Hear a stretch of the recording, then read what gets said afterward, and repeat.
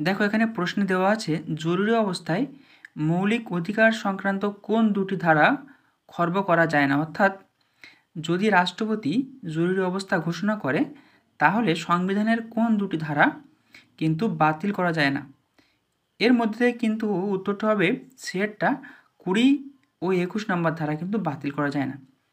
কেন যায় না? কারণ তোমরা দেখে নাও 20 এবং 21 নম্বর ধারায় কী বলা হয়েছে। দেখো 20 নম্বর ধারায় তিনখানা কিন্তু অংশ আছে, 20 1 2 3।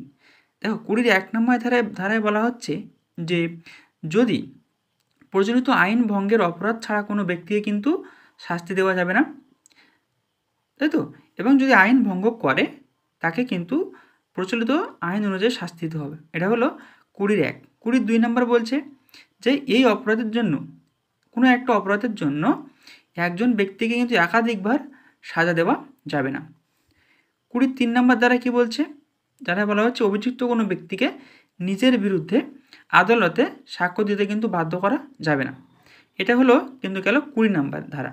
এরপর দেখো 21 নম্বর ধারায় কী বলা হচ্ছে? 21 নম্বর ধারায় বলা হয়েছে যে এ ধারায় বলা হচ্ছে আইন নির্দিষ্ট পদ্ধতি ছাড়া অন্য কোনো উপায়ে কোনো ব্যক্তিকে তার জীবন বা ব্যক্তিগত স্বাধীনতা থেকে বঞ্চিত করা যাবে না। এটা হলো কিন্তু 21 নম্বর ধারা। তাহলে জরুরি অবস্থা ঘোষণা হলেও 20 নম্বর ধারা এবং 21 নম্বর ধারা কিন্তু খর্ব করা যায় না।